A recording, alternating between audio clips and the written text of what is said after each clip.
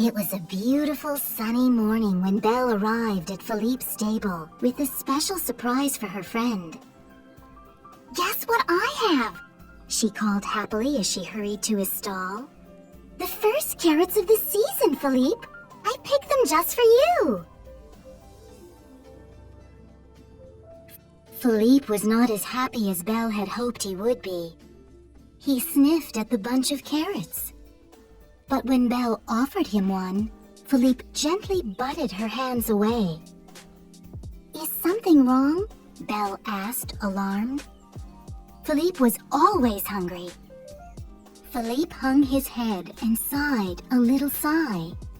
There was something wrong, all right, Belle thought. Philippe was the gloomiest horse she had ever seen. Belle decided that she simply had to cheer up Philippe. But how? "If only you could talk," Belle said to Philippe. "You could tell me exactly what to do." But he couldn't, so Belle would have to figure it out on her own. She hurried to the library and gathered all the books about horses she could find. Then she sat down to read every single one of them. "Sacre bleu!" cried Lumiere when he, Cogsworth, and Chip saw all the books. "What are you doing, Princess?" "I want to cheer up Philippe," Belle explained. "I hoped I'd find the answer in one of these books, but I'm not having much luck." "Ah," said Lumiere, "before you came and freed us from the enchantment, we were often sad."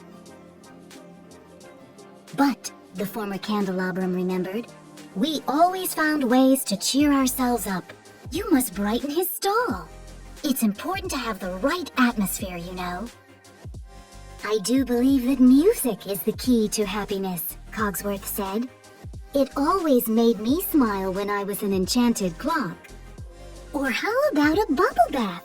Chip chimed in. "That used to cheer me up." Belle decided to give each idea a try. First, she helped Lumiere brighten up Philippe's stall. They covered the walls with wallpaper and trimmed them with gold. They piled pillows in the corners, hung curtains in the windows, and filled the room with flowers. And for the final brightening touch, they hung a huge chandelier from the ceiling. "Voila!" Lumiere exclaimed. "What more could a horse ask for?" Philippe stared sadly out the window. "I wish I knew," said Belle. Next, Cogsworth set up an orchestra in the stable. Belle, Lumiere, and Chip listened politely as Cogsworth led the musicians through a very, very long concert. Philippe didn't seem to enjoy the concert much at all. But at least, Belle thought brightly, his appetite has returned. Finally, Belle saw to it that Philippe was treated to a bubble bath fit for a king. "If this doesn't make him smile," Belle told Chip, "I don't know what will." But in the end, though he was shiny and sweet-smelling, Philippe was just as glum, and Belle was just as puzzled. "Maybe the prince will know what to do," Chip suggested. Belle thought this was an excellent idea. She found the prince in his study and explained everything to him. "I wish I knew what Philippe needed," she cried. "Do you have any suggestions?" The prince thought for a moment. "Maybe a walk would do him good," he said. "A good walk always used to cheer me up." "Of course," Belle agreed. "That's a wonderful idea." Quickly, Belle changed into her riding clothes and hurried to fetch Philippe's saddle. When he saw her coming, he perked right up. "Silly me, what was I thinking?" Belle said as she saddled him. "You'd really like a nice ramble, wouldn't you?" Belle led Philippe to the edge of the forest where the royal orchards began. The sight of all the delicious fruit gave Belle an idea. "Would you like an apple?" Belle asked. "Go ahead and choose one." Following Belle's suggestion, Philippe wandered from tree to tree, eyeing each apple and even sniffing some. But soon his head was hanging and his steps were slow and heavy. It was clear his heart wasn't in it. Still, Belle did not give up. They continued on to a wide open meadow. "You know," Belle said, "I bet a good gallop would do the trick." She leaned forward and snapped the reins, giving Philippe's sides a firm nudge with her heels. As if to tell her, wrong again, Philippe stopped, leaned down, and nibbled at the clover. "Oh, Philippe," Belle said in despair, "I just don't know what else to do." Then, all of a sudden, Philippe's ears pricked up and his head snapped to attention. Belle barely had time to sit up before Philippe charged off like a racehorse out of the gate. "Whoa, boy!" Belle cried, nearly falling out of the saddle. "Philippe, where are you going?" But Philippe just charged on, straight into the forest.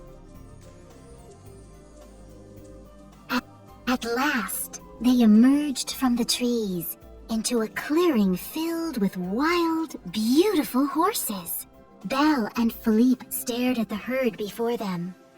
Then Philippe whinnied, and several of the wild horses answered him. Finally, Belle realized what Philippe had wanted. Not a fancy stall, or fine music, or a bubble bath. Not an apple or a run. What Philippe had wanted was to be with other horses. "Well, go on," Belle said as she swung out of the saddle. "Go have some fun." She didn't have to tell him twice. Philippe trotted eagerly over to the herd. All afternoon, Belle watched Philippe race and play. Soon, he had even made a friend. The two horses grazed, chased each other around the clearing, and dozed together in the warm sun. All too quickly, the day was over, and the sun began to set. "Oh, goodness!" cried Belle. "We've got to get going." So she put Philippe's saddle on, and they started back toward the castle. "I promise we'll come back soon," Belle told Philippe. As they made their way through the meadow, Belle found herself wishing Philippe had a horse friend at the castle. "If only there was a way," Belle began. She was interrupted by the sound of hooves behind them. Belle turned around. "Well, look at that, Philippe!" she exclaimed. "It's your new friend!" The horse who had played with Philippe all afternoon was following them home.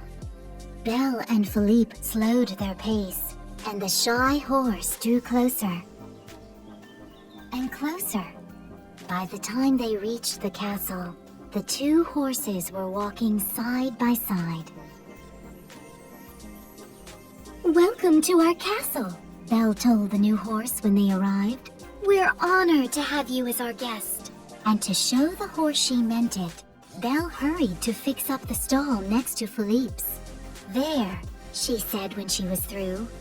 "Now this looks like a stable where a horse or two could really live happily ever after." Once upon a time, an enchantress turned a handsome prince into a terrible beast when she discovered his selfishness. She left behind an enchanted rose. If the prince did not find true love before the last rose petal fell, he would remain a beast forever.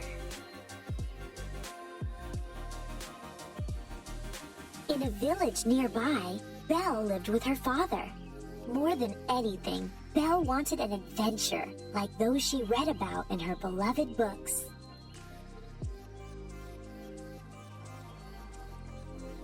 Gaston wanted to marry Belle, but she refused. Belle thought he was a beastly bore, and Gaston didn't understand why she was always reading. "It's not right for a woman to read," he said. Belle's father, Maurice, was an inventor.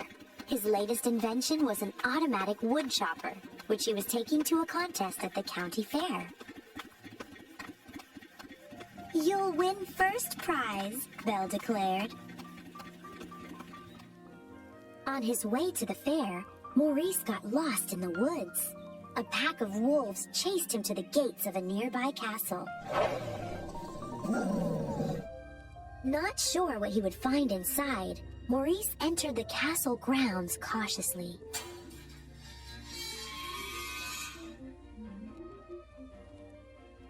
Maurice could never have imagined the hideous beast that confronted him. Thinking Maurice had come to stare at him, the beast was furious. Without mercy, he locked this unwanted visitor in the dungeon.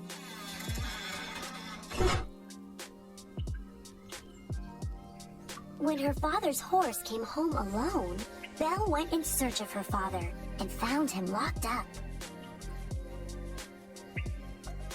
Belle begged the beast for Maurice's freedom. "Take me instead," she offered. The beast agreed, making her promise to stay in the castle forever. On her first night, Belle met the castle servants. The spell cast by the enchantress had turned them into enchanted objects. They were funny, friendly, and treated Belle like a special guest.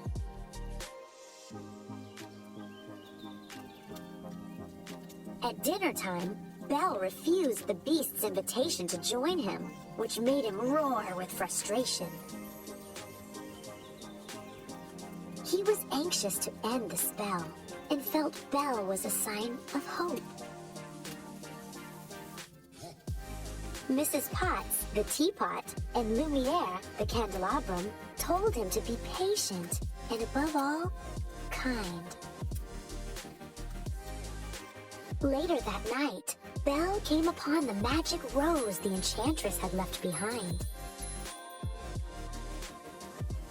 As Belle reached out to touch it, the beast appeared and grabbed the precious rose. "Get out!" he yelled.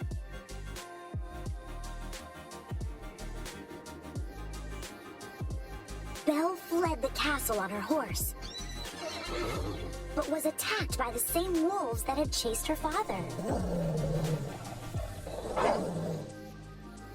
Risking his life, the beast saved Belle. In the days that followed, Belle began to see the goodness in the beast. One evening, the beast again invited Belle to dinner. This time, she accepted.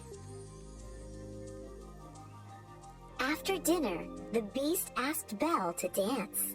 As they whirled around the ballroom, the beast realized he was in love with Belle.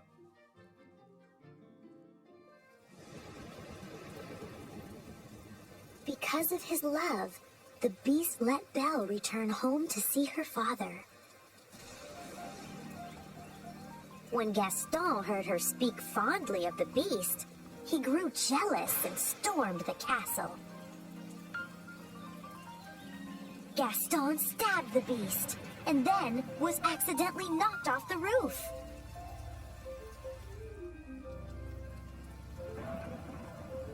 Belle pulled the beast to safety. "Please, don't leave me," she sobbed. "I love you." As she spoke, the last rose petal fell. Then, a shower of sparks filled the air. The beast began to transform.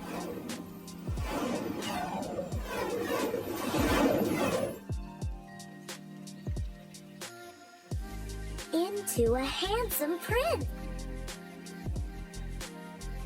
The enchanted objects were filled with joy as they too turned back into humans and watched their prince and Belle fall in love anew.